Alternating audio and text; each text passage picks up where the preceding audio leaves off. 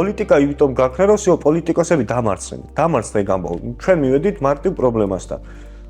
ჩემ პრობლემა დადგა იქ, რომ უყურეთ არჩევნებით ვერ მოუგეთ და იმიტომაც მათ შორის ვერ მოუგეთ, რომ არ ისედაც თავში დაგვრჩა, რომ ბევრი ვერ ვიყავით, ცოტა კიდე მეტი უნდა ყოფილიყავით და ჩემი წმენა წავაგეთ.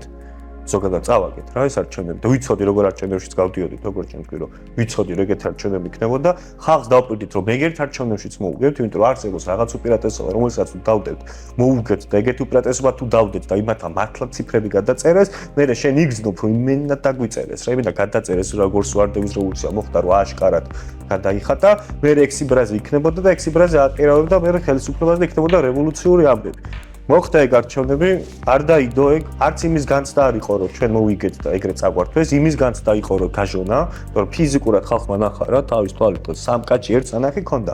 მაგ თემის ჩაჭერის მაგივრად პოლიტიკურ ასპექტმა მეორე თემა ჩავაჭერით, მეინსტრიმულმა ხა შემახსოვს რა ხამას არ აჭერდი, იმიტომ რომ საკუთარ უსისურობა ვინმეს დაენახა, რომ ჩვენ იმდენი ხმები ვერ მოვიტანეთ, კი არ არის პრობლემა.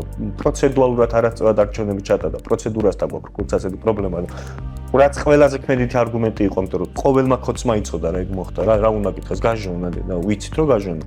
და არა გადავდეთ ეგ საკითხი, არავინ არ გამოვიდა ჩვენ საქციელზე, ძალიან ცოტა ადამიანის გარდა და მე კობახიძე გადაწყვიტა რომ ჩაიყოლებინა ჩვენს მარცხს, რაც იყო ჩემი პოლიტიკური ელიტის და ძალიან აქტიური ადამიანების, ძალიან ჩართული ხალხის დიდი მარცხი, ბევრი ძალიან კარგი ადამიანი და გამოვიდა და გითხრა ის რაც გითხრა, რომელიც მე ფიზიკურად აღარ იცი რა გააკეთო რა, ამომიტრიალა მაგას.